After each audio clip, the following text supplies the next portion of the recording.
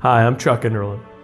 Every Veterans Day is an opportunity for us to not just look back and thank the veterans of our nation's battles, but also to look forward and see how we as a nation can better care for those who sacrifice so much for the freedoms we enjoy. In 2003, I accepted a commission into the United States Marine Corps, continuing a family tradition of military service.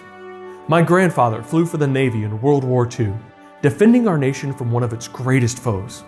My father served in the Army National Guard. My aunt served a career in the Navy Reserves, retiring as a master yeoman.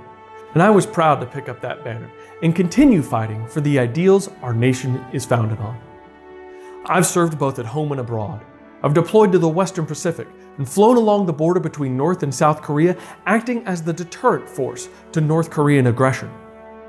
I deployed to Helmand Province in Afghanistan with Marine Aircraft Group 40, scheduling air support and helping win the fight against Al-Qaeda.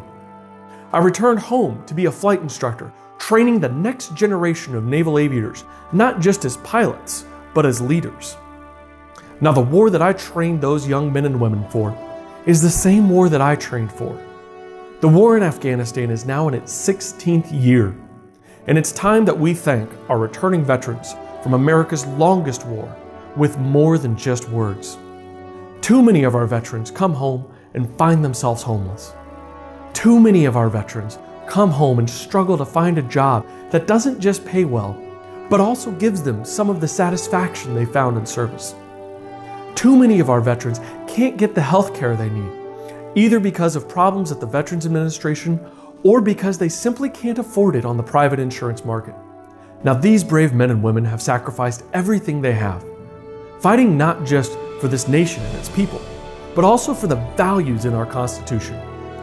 It's time that we thank them by electing representatives who will fight just as hard for them as they fight against the enemies of this country. We need to elect representatives who will commit themselves to fully funding the Veterans Administration so that our returning heroes can get the health care that they need at no cost.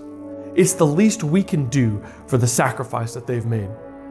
We need to elect representatives who will fight to fix the economy, ensuring that our returning veterans can get jobs that don't just pay well, but embark them on a career and give them some of that fulfillment they found in military service.